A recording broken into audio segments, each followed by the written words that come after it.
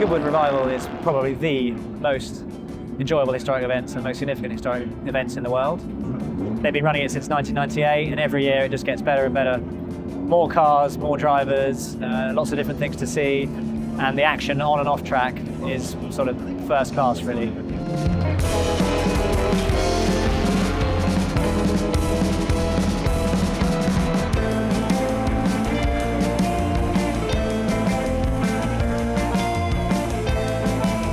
We've been lucky enough to come here with the Cobra since the first revival in '98, on the back of the car being very successful in period, having raced here in 1964 and 1965. We find ourselves here today on Friday, which is the qualifying and practice day. It's been raining all day and the track conditions are very, very difficult out there. We're hoping tomorrow will be an improvement. We have another qualifying session tomorrow, and then the 1 hour 2-driver race is on Sunday.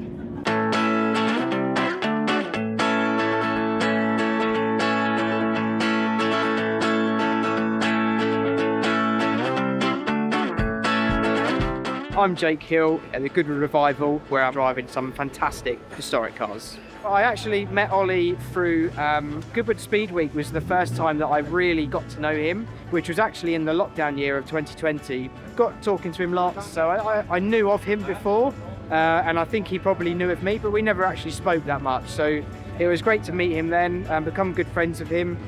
We chatted a lot during lockdown because we both share a passion for remote control cars as well, Tamiya cars. So yeah, we became good friends. This will be the first time I've ever driven with Ollie. To be asked to drive with him really means a lot to me. I met Jake and obviously seen Jake for many years in his touring car career and his junior career. And I've seen him drive some of the Era Motorsport cars, in recent times, which he did a really good job in. And yeah, we were just chatting after Donington, and I said, would you like to have a go in the car one day? And he said it was a bucket list car of his, and so we made that happen. And luckily with the team at Goodwood, they were happy with that. And yeah, looking forward to having a run with him. Yeah, it's only 25 minutes this session, so I'll just do, sort of 10 minutes. If I feel I've done a representative time, then I'll just come in and get Jake out. Okie dokie. Feeling good? Don't worry about the GoPros or anything. First time I've had a roof today, so it's quite nice, yeah. And we have an absolutely wonderful mix of machinery that is heading out on track. On a track that is getting a little bit drier. We've got just over 20 minutes of this session to go.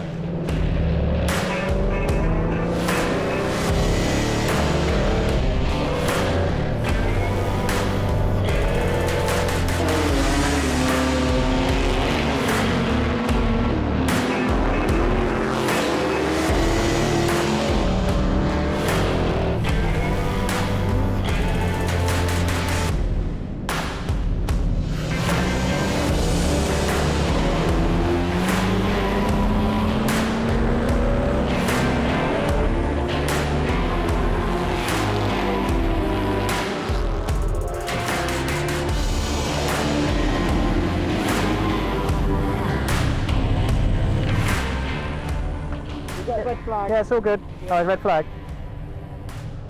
We're getting down the front then, shall we? All right, Jake. Yeah, car's all right. I mean, it's pretty low grip everywhere, but feels okay. Braking's all right. Just feel your way into it. Wait.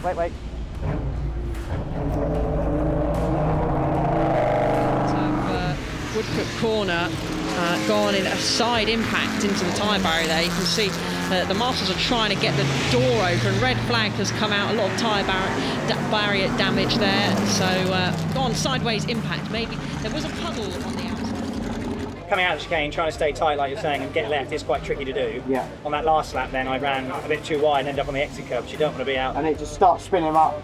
Although quite a few drivers are going to miss out on a chance to play with their cars here today because this session is now not being restarted, they will get a qualifying session tomorrow. Going through the assembly area. Oh well. More tomorrow then. Oh, at least the tyres are in good nick. That's so shit, isn't it? Yeah. We're going back through assembly area, I guess. Go that way. Yeah, it's disappointing, Alice, isn't it, that we didn't get a chance to see some of the drivers that haven't been out yet in those cars to go and have a play. But we've got to get through some more qualifying, and then our first race of the weekend coming up this evening, the Sussex Trophy. Here we are, Goodwood, Saturday morning. The weather's a little bit better than it was yesterday.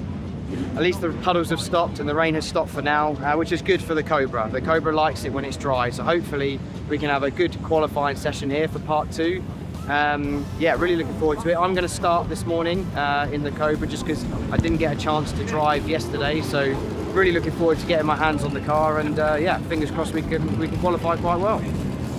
Well, it's part of the family, really. We bought it in the 90s. Mid-90s. I raced against it in the late 70s and through the 80s.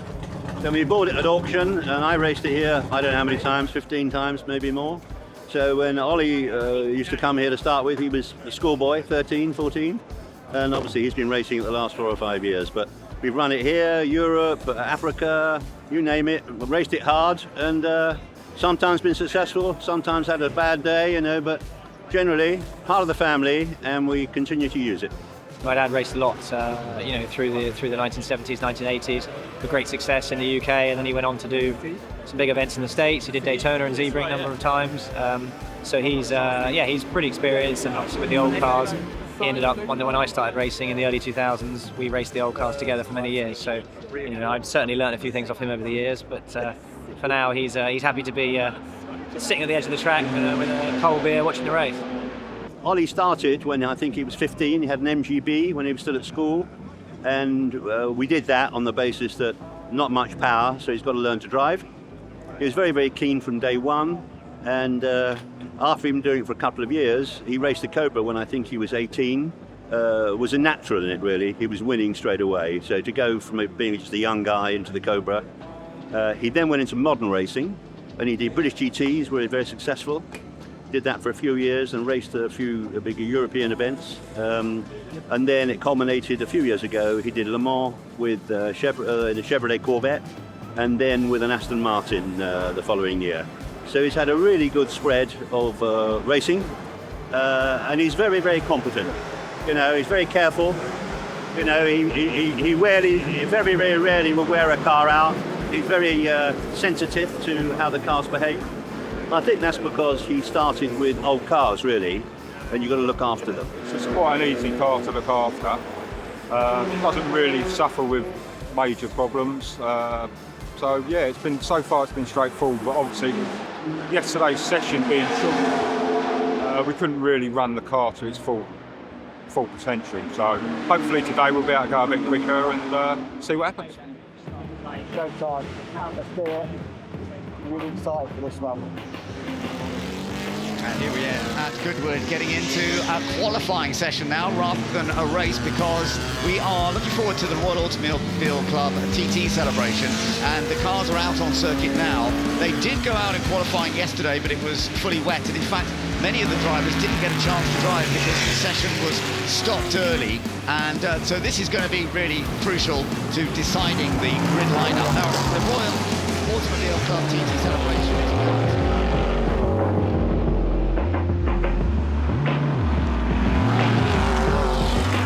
to the number 1, we've got the Jake Hill and Olly Bryant car. This is going to be very fast. AC Cobra, and Jake Hill's only done a few laps in this before, but he said it was very enjoyable. He did a few laps here at Goodwood some weeks ago, but immediately he's setting the pace here.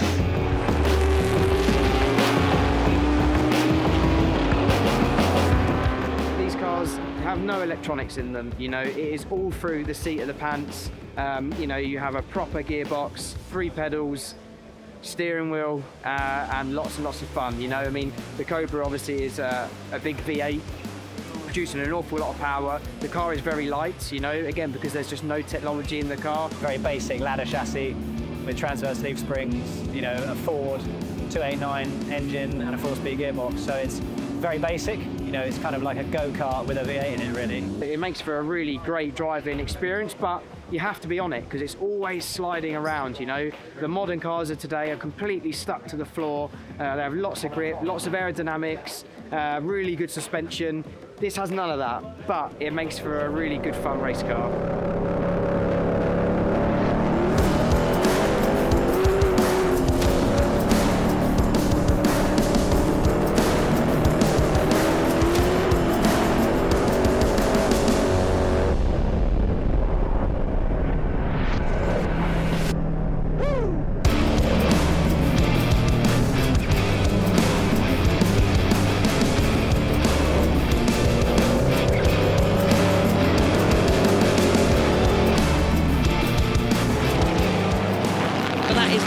Of the session for the TTs, the cars will head now back into. Let's have a look at the lineup then. E-Type on pole with the TVR Griffith, Tom Ingram putting that good performance in, and Jake Hill, third fastest. Olly Bryant also putting in some good laps. We don't know who will be starting, but they will be the three on the front row. Like the rear was getting a bit leery into one. Oh, Jesus, yeah. Yeah, we saw you pushing when you had the TVR behind. I'd won into turn one. I was like, oh fuck, that's the. How was it generally? It's alright, it's just mid to exit, it's just getting away from me. Feel quite as controlled as it did on the test, but it's not bad, you know. It's multiple laps though. It's 24-4, 24-2. Oh fuck, that's alright. So no, it's good. I mean, you know, you're definitely. What did they do? You know, knew he 23 something, but I mean, 23. Yeah, he did a really good job. He obviously didn't have any running at all yesterday, so we thought with the track improving, let's let him have a run and see how he gets on. And because the track kept improving in the session, there was no point me jumping in when he was into a rhythm really. So obviously I've got a lot of experience in the car in both dry and wet conditions, so it made sense for him just to have a go and see how he gets on. And yeah, he did a fantastic job. We led the session early on, and then some of the other cars got to grips. We just slipped down the order slightly, but should be on the front row, so that's a good place to start. Well, I suppose the best memory is, I think, winning the TT. We tried it many, many, many times. We've led it, had fastest laps, and then through small mechanical breakages or occasionally a big crash, we haven't achieved it. But, you know, I came second, I think, a couple of times, going way, way back. Then Ollie got a first a couple of years ago. We waited a long time for that win. The grids have got better and better and better over the years here. It's more and more competitive the years we've gone here. The level of preparation and the competition is huge. I can't think of anywhere in the world where you get a grid of this quality and pairings of drivers that are so good. Nothing compares with that. So to get a win is very special.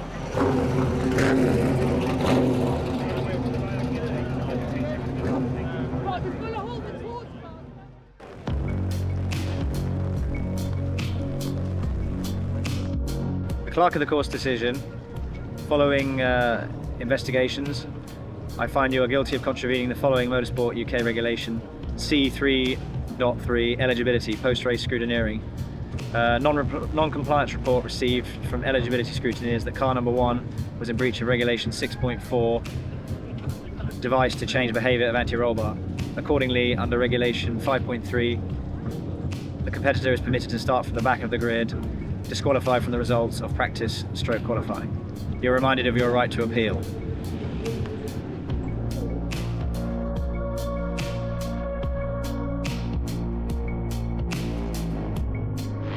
It's a bolt effectively that stops the front of the car lifting on corner exit.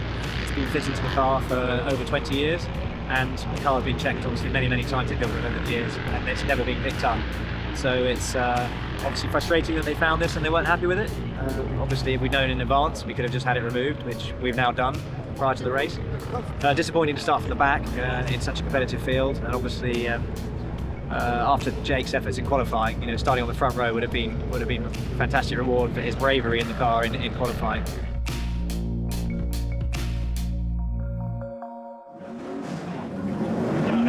Look after me, I'll be able to bring her to the end. You want me in now? I'll be ready. You do your bit, I'll do mine. Yeah. And I'm obviously going to start the watch on the way in. Yeah. You can see it right there. Perfect. Yeah. Perfect. And you saw where it is. It's literally. I know the line's literally as the pit wall ends on the left. It's got pit out loop and across through it, and that's where it is. And then it'll be fine. Yeah. And then if for whatever reason I don't hit the watch, Yeah. Sam's going to get the stationary time of about 35 seconds. That should do it. Which I think means we'll be 10 going in, probably, and at least 5 getting out. We should be alright.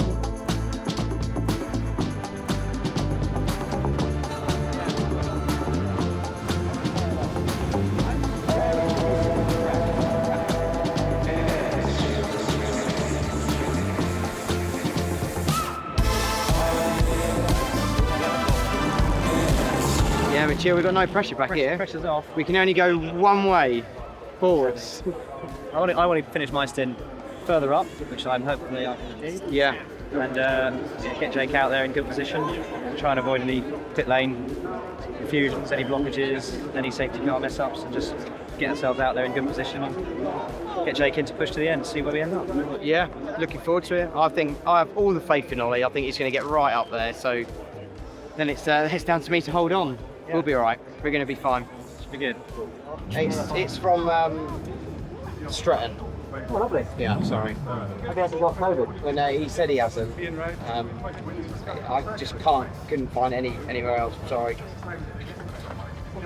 That's fine. Is that all right? Yeah. I wonder if I got time. Probably got time to be out for a minute, haven't I? What do you think? What do you think of the track? It's currently far off. It's probably better, but I'm gambling on the basis that if it doesn't rain, we'll put it on. And I just don't want to risk it taking a minute 10 in the stop. Yeah. We lose 30 seconds. It's worth a lot. I take it with it on.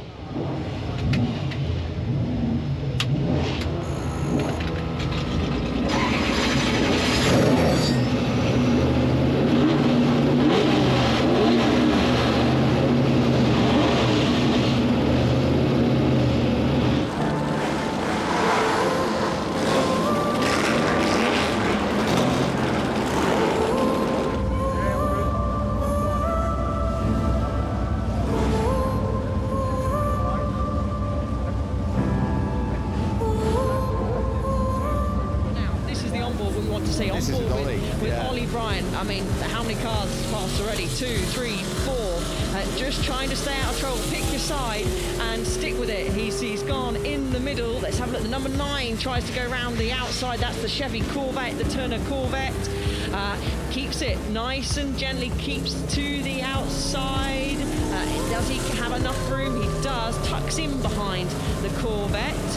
We'll keep an eye to everyone keeping it nice and steady. It's a hard, tricky place to start. A lot of spray in front, and he dives down the inside of Ford water through the puddles, the standing water, and then somebody had a spinner. Yeah, number the number 2 car. Joe Twyman in the Pizzerini. He had a spin, and it was that whip.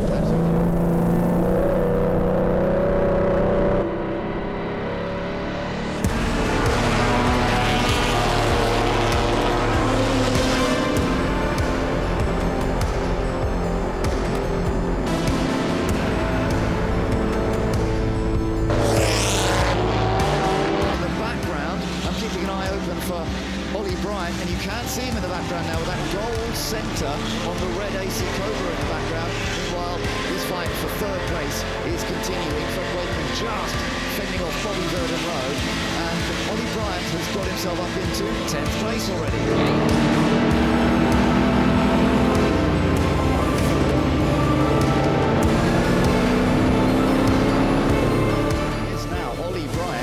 Challenging for third place. He's right behind Bobby Verdon Road, and I'm not sure that Verdon Road's going to be able to do much in the way of defence in his AC Cobra, although coming through the silver, past in the silver Cobra, I think this is going to be another easy move for Olly Bryant. Yeah, he's going to take what is a potential podium already. A new fastest lap has been set by Olly Bryant. Here you are looking at him in number 1, having started from the back of the grid.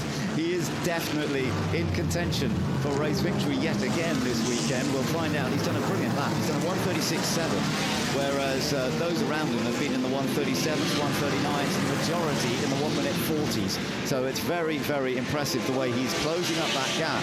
And even though we've got a 10-second lead at the moment, as Richard Kent has that advantage, I don't think it's going to last for very much longer. But there we go, Ben. Pit lane is open. It's such a narrow pit lane here at Goodwood.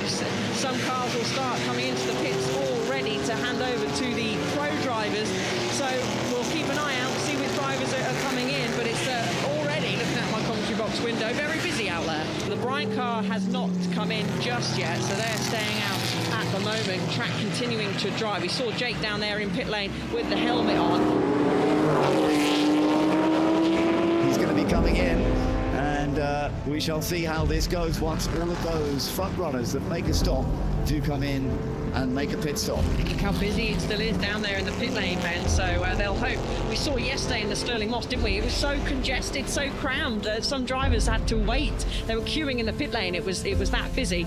So here we'll stick and have a close look. Jake will throw Ollie out. Look, dragging him out. Come on, Ollie, get out there. They're very tight to get in. He'll then help Jake, who slots nicely in. Trust me, it's very hard to do your belts up with a helmet and a hands device on. So you always need someone there to aid you. And Ollie is doing a good job. Mechanic going around, making sure, checking to see if everything's okay. Some words of advice on the circuit there, passing on to Jake. So away he goes, and Jake Hill now heading out in the number 1 car. We'll start it from the back, but which has made incredible progress thanks to Olly Bryant's initial drive, and you're riding on board with it now, and we'll get a bit of a better view when they are all out once again to see exactly where this is going to settle into this race. Gap at the front closed down to 5.1 seconds now. Alex Brundle, so we'll try and see and find out what happens. Just passing through, shot there. Actually lost around about 3 to 4 seconds with his trip across the grass, so not as bad as we first thought. But there in shot, Jake Hill will be chasing down. He'll have the Jag in his sights. There we go, through the second part, should I say, of St Mary's. Ben, look, it's close. It's very, very close. On the challenge here, we've all got a plan for the lead already. You're on board with Jake Hill in second place. He's fighting the leader, Alex Brundle, in the E-Type. And there's nothing between them to choose at this stage. The track is drying up a little bit, but as we all can see, it's easy to make mistakes. Alex Brundle did make a little mistake just a bit further down the lap. A moment ago, now to the inside. Oh no, guys, don't make contact. Oh my goodness, there's no need for that. Jake Hill backs out, and they, for a moment, side by side, they're still behind each other. Is Jake going to have another little look? He's being cautious now. He's going to choose a moment where he feels he can get past. This was the area that Alex went wide. He's kept it together so far. Now we have that long straight all the way down to Woodcote. So let's have a little look to see if he's able to keep it behind. Which side is Jake going to choose? Sticks behind for the moment.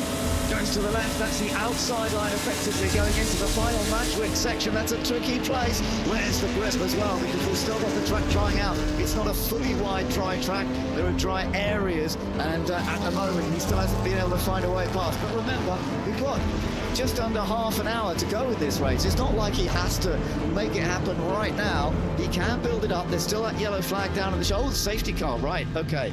So safety car period because of that car that we saw from Dumas having pulled over.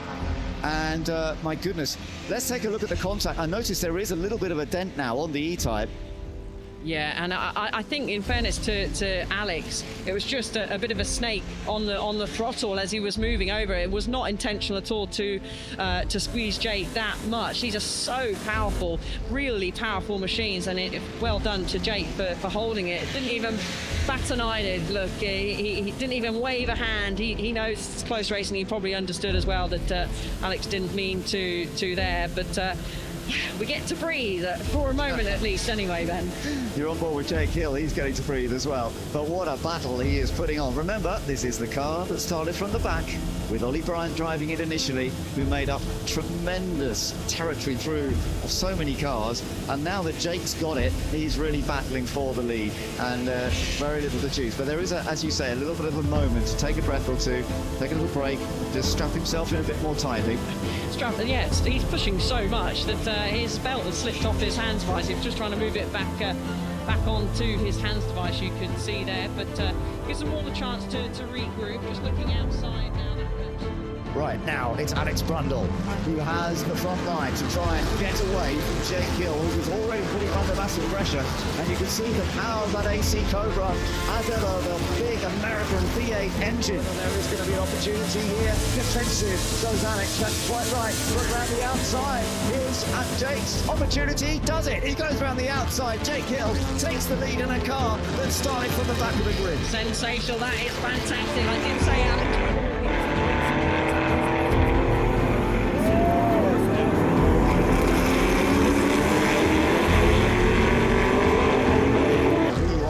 Tom Ingram, his pace is fantastic, Tom Ingram moves it up into second place. The number 86 TVR that started on the front row originally with Mike Whittaker. Jake Hill still comfortably out in front at the moment, but it's Tom Ingram in second place who is setting those incredibly rapid laps. The gap, there's our race leader, and the gap this time when they went over the line has come down to 2.6 seconds, so there is no doubt Ingram is going quicker every lap at this stage. He got the fastest first 2 sectors on that lap. New fastest lap. And looking at the sectors, it's going to be even closer. And actually, we don't need the sectors, Ben. We just need to look at the screen. Break down a little bit later and then maintain a little bit more speed through the corner. You see, he's got it right in behind. But then on the exit of here, Jake focuses very much on the traction, getting the straight line and using the horsepower, and it does then maintain the gap. Doesn't actually really put him away, but it means that it's not an area Tom can initially attack, but he can under brake. Oh no, he's got a wheel on the grass, but he's on the inside. Now Jake's going to come back on the inside and try and retake it once again, which he does. My goodness, the 2 British touring car stars at this current time in 2024, they are having such a fight here at Goodwood. Yeah, you hear the gasp from the crowd as well, the cheers. You can tell without looking at the history that they're touring car drivers. They don't always need to use the tarmac, they use the grass as well, and I'm glad that Tom was able to get that stop. Now they're coming into the sector, they've come into the sector, should I say, which is seems to be stronger for the TVR, and it's got good power up to Lavant and then down the back straight. Again, we're looking at the back of Tom Ingram. You can see desperately fighting on the wheel. Look at the lead, even the front inside wheels bobbing and just lifting momentarily. We've got 4.5 minutes to go. Is he going to have a move into Whittaker? This is always one of the most difficult areas to overtake. Not impossible, but very, very challenging. And if a clever leader just positions the car in the correct place, it makes it very difficult for the driver behind. Tom stays behind for the moment.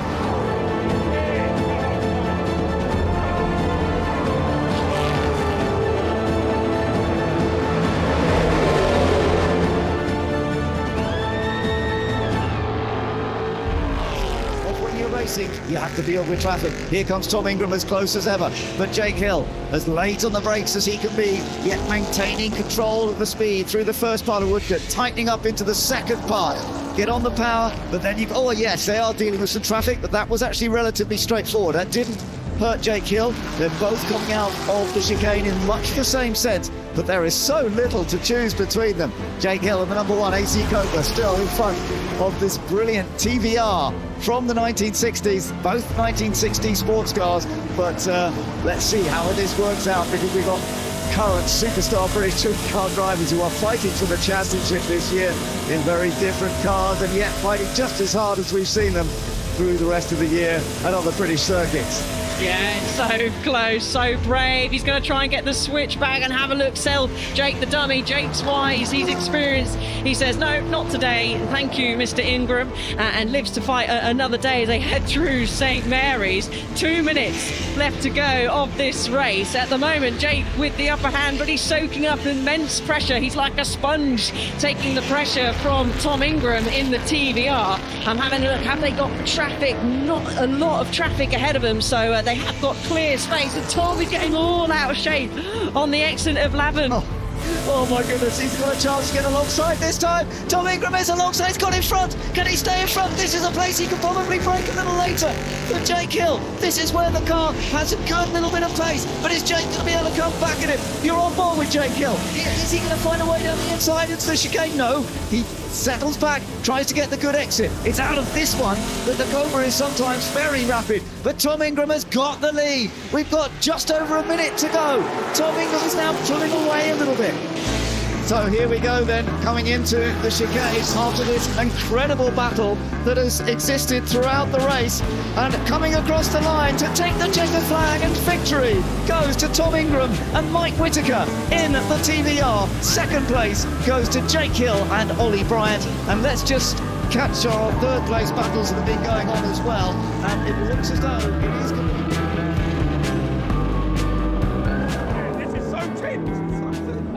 From the back of the grid, we can't be sitting held happy about that. I mean, what a result. Jake drove his heart out to try and hang on there, and it was just no match for that TVR in a straight line. That was so good, well done. Yeah, boys. Jake, you can't ask for more than that, chap. We said top 5. Second's all right, okay? Oh, you did such a good job on it. Oh. Well done. How was she? Just down straight, you can't keep with it. Thank you, Ollie. No, thank you. Thank you. Thanks. Jake, Thank you. you gave it a roll. Well done. Thank you so much. Let me bet on that, can you? Thanks for It's great in the movies. I'm happy but gutted at the same time. Hey. Oh, mate. I mean, great drive by this man to get it all the way to second. Second, or the lead technically, but yeah, second really on the road. And yeah, obviously we managed to clinch the lead, and we were leading right up until pretty much the last lap. So I'm gutted, but at the same time thrilled. You know, Craig, thank you so much. Thank you.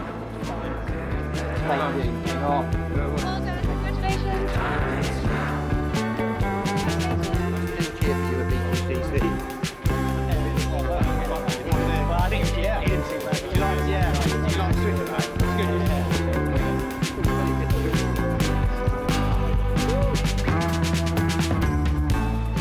My start was obviously starting 29th on the grid in the wet conditions. You know, it was really about having a clean run through those first laps. A bit serenely spun going through full water on the first lap, so that was a really interesting moment, and I didn't know whether to aim where he was or try and miss him to the left or to the right, but I just snuck through and we managed to climb up the order, and by the end of my stint we were up to P2, which was more than I'd hoped for. You know, the car was flying, the balance felt really good, and the grip was just coming to us. So we pitted, got Jake out, and from then it looked like you know, we had a comfortable chance to win. There was then a safety car, which wasn't what we needed, and that brought all the people that we'd gapped in the first stint back into contention and allowed them all to close up. So that made it much more challenging for Jake. And once the TVR had got past Dario in the other Cobra, we saw that he was closing. He was very, very fast in the back straight, and we thought it was going to be a challenge at that point.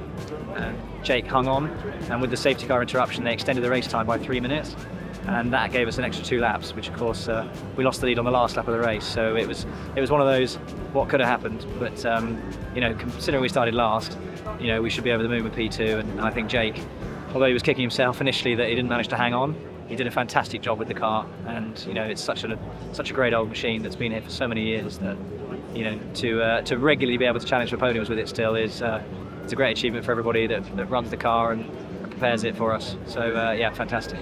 Full family here today, my parents, my wife. You know, it was great to you know, for them all to be here and sharing the moment and the tension. Obviously, I normally finish the race, but today I started, did my job, and then I had 40 minutes of sort of anxiously sitting on the pit wall, hoping that we'd bring it home. And it was very, very close, very exciting, and you know, what a great result. You know, despite not coming away with the win, it was still great for everyone.